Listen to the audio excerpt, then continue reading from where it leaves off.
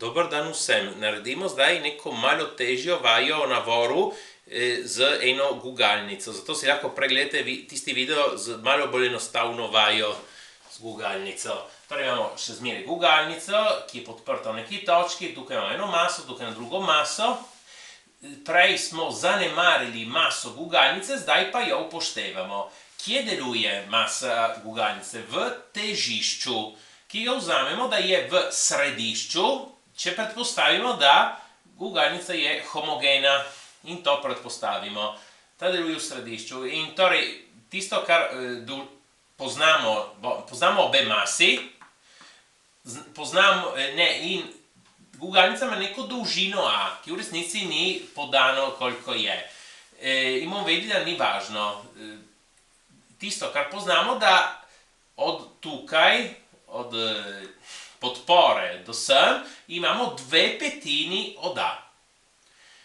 Ja, in torej zdaj nam manjka, na primer, si izračunati te dolžine, ki bodo ročice. Torej, ta P je, jasno, A minus 2/5 A. To lahko mislimo kot enkrat A, in torej 5/5 A minus 2/5 A. 5/5 minus 2/5, 3/5 A.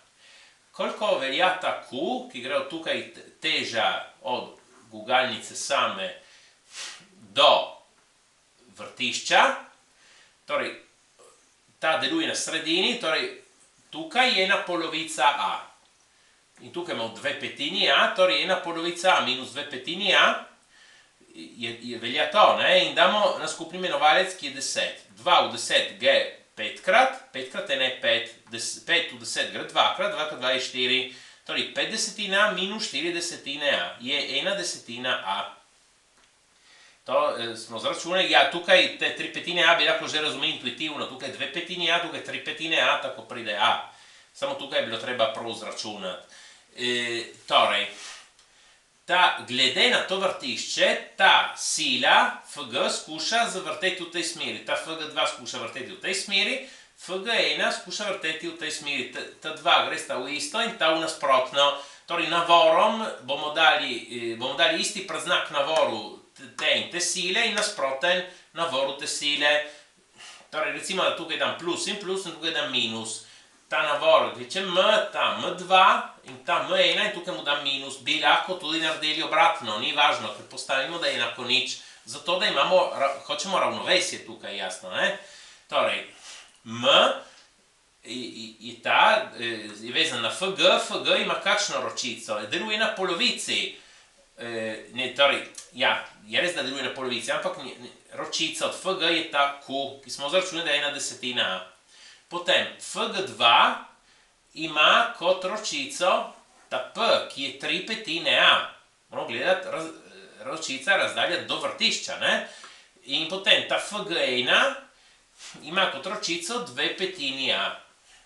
Ta A zdaj krajšamo. Se lahko zdi čudno, kako da ni odvisno od A. Ja, v resnici, ja, to ni odvisno od A, to ravnotežje, ampak samo od razmerja dolžin, da to je 2/5 od tega, odvisno samo od tistega. To razumemo tukaj iz enačbe. Torej, ta Fg, teža je masa krat gravitacijski pospešek, Fg je M krat G, Fg2 je M2 krat G, Fg1 je M1 krat G in tudi G krajšamo. Torej, tukaj zdaj si odpravimo te imenovalce, množimo enačbo z 10. Ta 10 gre proč s tem 10 in tukaj ostane M. 10 deljeno 5 je 2, 2 krat 3 je 6. Imamo 6 plus 6 ima 2. 10 deljeno 5 je 2, 2 krat 2 je 4, minus 4 M1 je enako nič. Zdaj, ta dva člena nesemo na drugo stran, torej M je 4 M1 minus 6 M2. Ko gre na drugo stran, menja predznak. Damo vrednosti tukaj, 4 krat 40 kg minus 6 krat 25 kg, zračunamo in dobimo, da ta masa mora biti 10 kg. Tako, prosim, všečkajte in upišite se. Hvala.